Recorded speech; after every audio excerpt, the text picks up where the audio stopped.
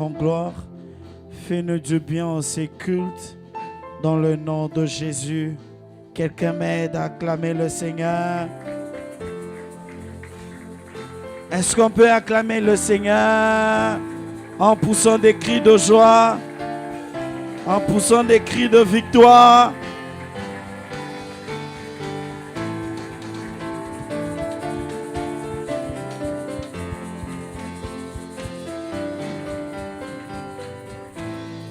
Amen. Veuillez reprendre votre place, s'il vous plaît. Je rends grâce à Dieu pour ce moment. Excusez ma voix. C'est l'effet de beaucoup prêcher.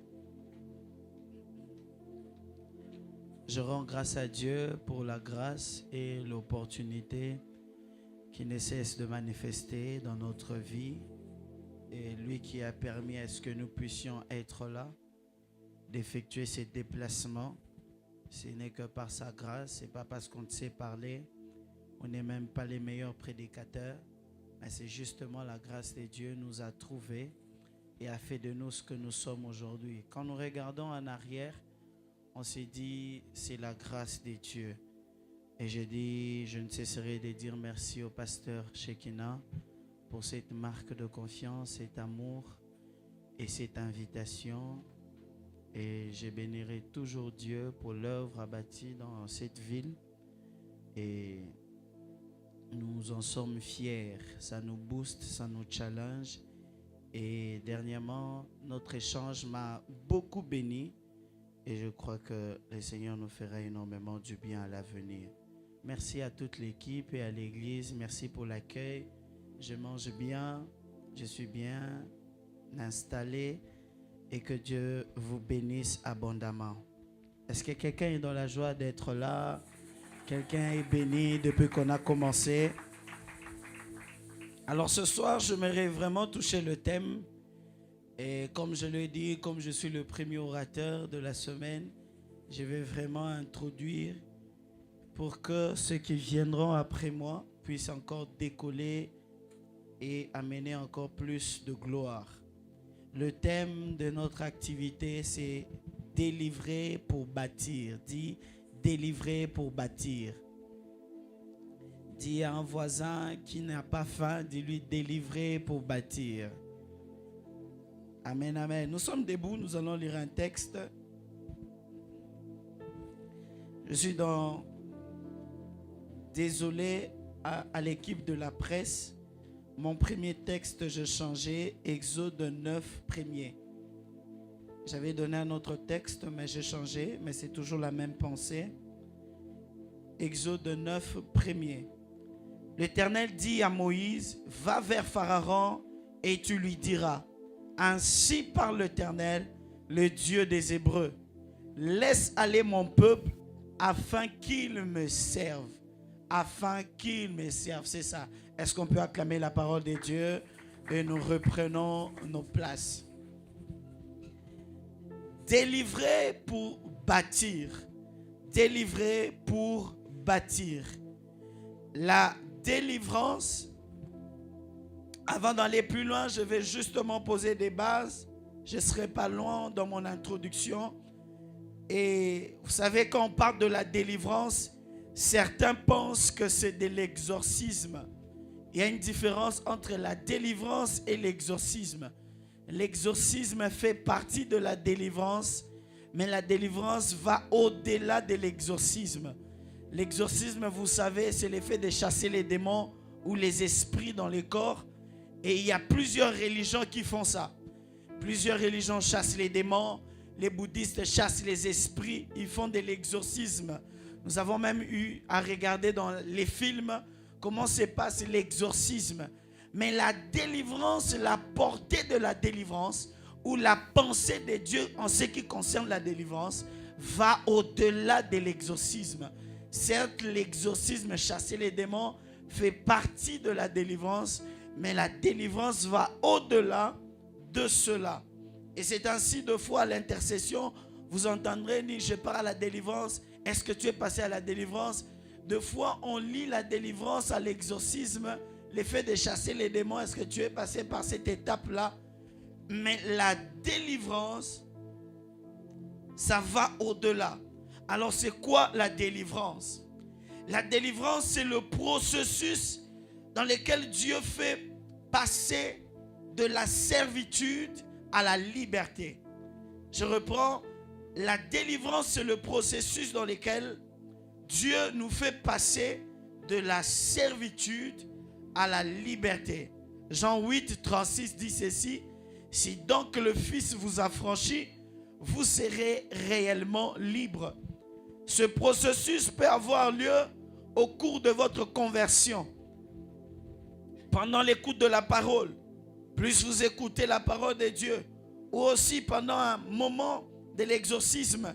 Mais retenez que la délivrance, c'est ce processus dans lequel Dieu nous fait passer de la servitude à la liberté. Lorsque vous êtes esclave de quelque chose, lorsque vous êtes esclave d'une vie, d'une situation, l'effet de quitter cette étape-là pour passer à la liberté, c'est ça la délivrance. Et Dieu, le processus par lequel Dieu passe ou travaille, c'est ce qu'on appelle la délivrance. Deuxième, la délivrance, c'est le secours de Dieu pour nous faire sortir des problèmes dans lesquels on ne peut pas sortir ou on n'arrive pas à en sortir. Je disais que la délivrance, c'est le secours de Dieu pour nous faire sortir de problèmes dans lesquels on ne peut pas ou on n'arrive pas à en sortir. C'est quand tu n'arrives pas à sortir ou t'en sortir d'une situation. C'est quand tu n'arrives pas à sortir d'une situation quelconque. C'est quand une maladie a accablé ta vie. C'est comme quelque chose qui freine longtemps ta vie. Alors la délivrance, c'est les secours de Dieu. Romains 7, 24 dit: misérable que je suis, qui me délivrera de ce corps, du corps de cette mort. Romains 7, 24. Ici c'est l'apôtre Paul, quand il parle de sa chair, il dit: le bien que je veux faire, je ne fais pas. Mais le mal que je refuse de faire, c'est ce que je suis en train de faire. Et il dit: qui me délivrera? Qui me délivrera? Ainsi la délivrance est ce secours divin qui vient nous faire sortir des problèmes dans lesquels qu'on ne peut pas sortir.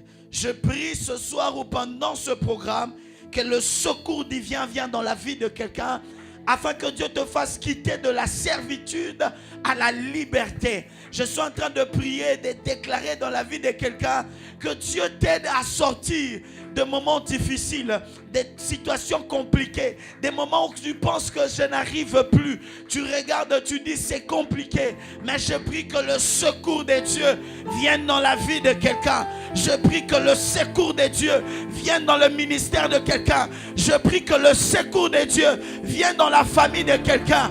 Que le secours de Dieu vienne dans le couple de quelqu'un. Que le secours de Dieu vienne dans les enfants de quelqu'un. Que le secours de Dieu vienne dans ta santé. Alors que la maladie, tu n'arrives pas. Les docteurs disent ils ne savent pas. Tu fais les examens, ils ne voient pas. Tu entres dans les échographies, mais il n'y a rien. Je suis en train de déclarer comme un prophète de Dieu que le secours de Dieu, qu'une main sorte de nulle part et te fasse sortir d'une situation héréditaire, une situation dont papa n'a pas pu sortir, dont maman n'a pas pu s'en sortir, mais que la main de Dieu te fasse sortir. J'étais en train de bénir la vie de quelqu'un. Je suis prophète pour quelqu'un ce soir. Que le secours de Dieu arrive d'une manière inattendue, alors que tu es en train de prier, alors que tu es en train de jeûner, alors que tu es en train de chercher Dieu. Que le secours de Dieu, oh je prie, que le secours de Dieu, donne-moi un amen. Ajoute encore un amen. L'apôtre Paul est en train de dire: qui me se délivrera?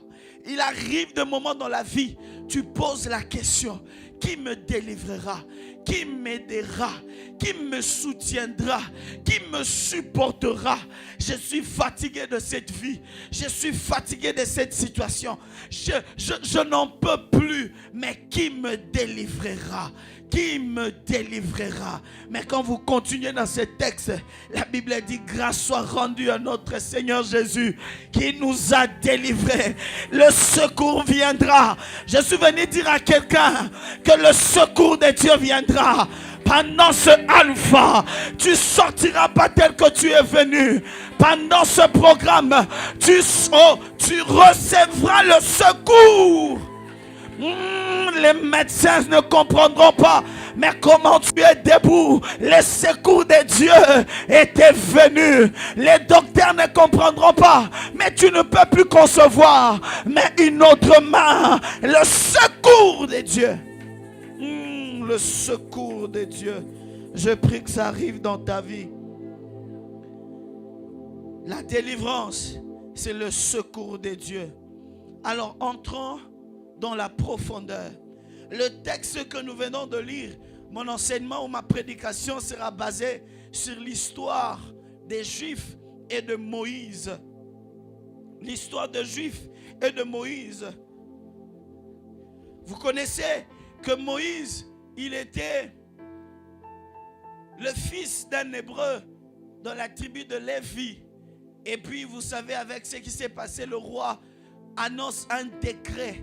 Il dit que tous les enfants des 0 à 3 ans devaient être jetés dans le fleuve Nil. Et c'est dans cette condition que Moïse vient à la vie. Et sa mère regarde, il dit, Moïse était beau en regardant. Il a beaucoup aimé son enfant. Ce qu'il ne savait pas, c'était la destinée de Moïse qui a attiré l'attention de sa maman. Pour dire que cet enfant, je ne veux pas la jeter. Et qu'est-ce qu'elle fait? Elle cache Moïse pendant 3 mois. Mais comme elle ne pouvait plus la cacher, elle fabrique un panier, elle laisse Moïse dans le fleuve Nil. Mais ce qui m'étique dans l'histoire de Moïse, le même fleuve qui a tué d'autres enfants, le même fleuve n'a pas pu tuer Moïse.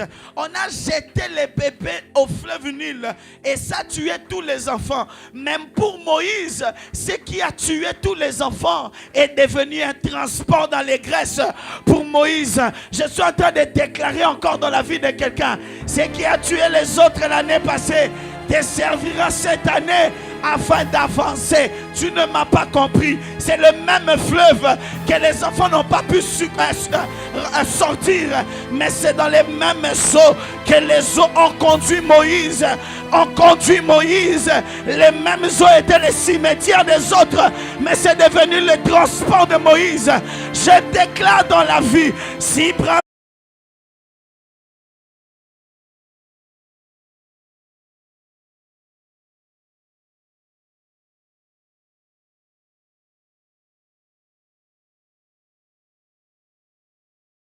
j'ai vu des gens mourir de la malaria. J'ai vu des gens mourir de l'appendicite. Mais toi, tu as souffert de ça. Tu n'es pas mort. Pourquoi? Le problème, ce n'est pas la maladie. Le problème, c'est le fonctionnement. Je suis Moïse. Je suis libérateur. Oh, j'aimerais bénir une femme. Quand nous sommes nés, un prophète est venu voir ma mère. Il dit, les 2 jumeaux que tu as, ce seront de puissants serviteurs de Dieu. Ma mère avait pris cette parole. Depuis le bas âge, ma mère ne cessait de nous dire, un prophète m'avait dit que vous serez des serviteurs. Même quand on était païens, maman ne cessait de nous dire. Et aujourd'hui, une fois je prêchais, une femme est venue. Elle me dit, béni soit le sang qui a allaité cet enfant. J'aimerais dire à une femme, les gens parleront de tes enfants. Tu n'auras pas des enfants. Oh, donne-moi un amen. Je libère cette grâce. Vous savez, il y a des familles, quand vous regardez, vous posez la question, il y a des maisons, vous regardez, vous dites, ils ont donné à Dieu combien? La grâce. La grâce. Il y a des choses, c'est la grâce. Et Moïse, Moïse, reste là, veuillez t'asseoir, on va continuer. Est-ce qu'on peut acclamer le Seigneur? Alors, Moïse grandit dans la maison de Pharaon. Il acquiert la sagesse, l'intelligence, la culture égyptienne de la cour royale. Mais vous devez savoir que Moïse avait connu ses origines. Parce qu'il a été aussi gardé par sa mère et on l'a enseigné que tu étais juif. Moïse, même quand il est allé chez Pharaon, il a gardé ses origines. Il a gardé qu'il était hébreu. Alors quand il grandit, mais un truc qui naissait dans le cœur de Moïse, nous connaissons, commençait à avoir pitié et beaucoup d'affection pour son peuple. Et un jour même, il a essayé de délivrer son peuple, de délivrer un hébreu, et il a tué un Égyptien. Et un autre jour encore, il part chercher les Hébreux. Il veut leur sauver. Les Hébreux ont dit, attention, tu veux nous tuer. Et il a eu peur. Moïse a fui. C'est-à-dire, vous remarquez, Moïse a été sauvé de la mort. Il a été introduit dans la palais de Pharaon. Et puis il a fui dans le désert parce que Dieu avait une mission avec lui. Et là, Moïse rencontre Dieu. Il épouse une femme, je crois, Séphora. Il épouse et il a eu 2 enfants. Et il rencontre Dieu dans le buisson ardent. Dieu lui parle, il dit, j'ai vu la souffrance de mon peuple. Je vis la souffrance de mon peuple. Vous savez, quand moi je lis ce texte, je me rends compte que Dieu n'est pas aveugle, Papa Shekinah. Dieu n'est pas aveugle. Même quand ça va pas, Dieu n'est pas aveugle. Même quand les choses vont mal, Dieu n'est pas aveugle. Même quand tu pleures, Dieu n'est pas aveugle. Les Juifs ont fait plus de 400 ans d'esclavage, plus de 400 ans. On les opprimait, ils pleuraient, mais Dieu regardait et Dieu voyait. Je suis venu rassurer quelqu'un, peu importe ce que tu traverses, Dieu regarde et Dieu voit. Il y a un Dieu dans les cieux qui te regarde, même s'il n'agit pas, mais il n'est pas aveugle. Même s'il ne fait rien, mais il n'est pas aveugle. Il m'est arrivé de prier, de dire à Dieu, est-ce que tu me vois? Est-ce que tu vois? Il t'est déjà arrivé, tu pries tellement, tu penses que la chose va se passer maintenant. Rien. Tu pries encore, rien. 40 jours, rien.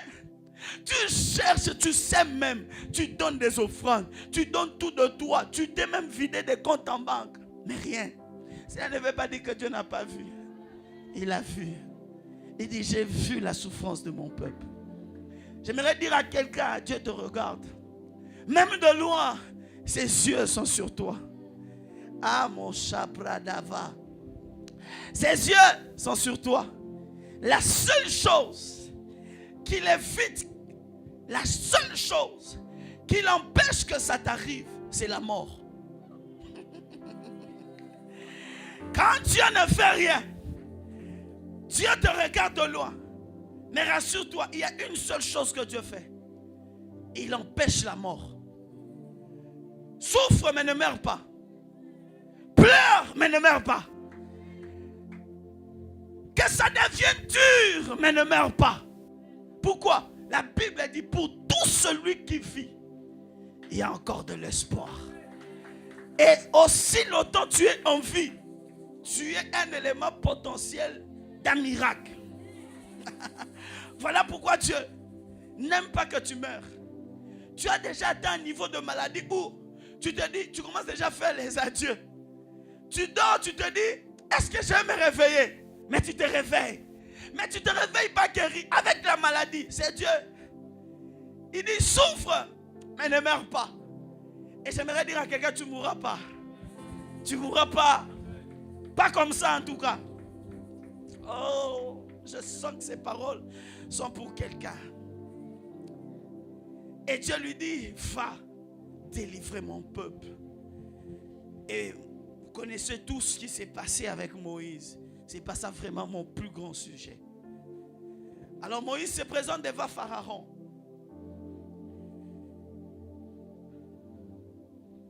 Il se présente devant Pharaon. Il dit, c'est le texte que nous avons lu. L'Éternel dit à Moïse, va vers Pharaon et tu lui diras, ainsi parle l'Éternel, les dieux des Hébreux, laisse aller mon peuple. Laisse aller mon peuple. Et Pharaon, son cœur endurci, refusait. Alors Dieu a commencé à frapper des plaies. À frapper des plaies. À frapper des plaies. Mais regardez 4 conditions que Pharaon donne à Moïse. Et c'est là que j'aimerais peut-être appesantir pour qu'on comprenne quelque chose.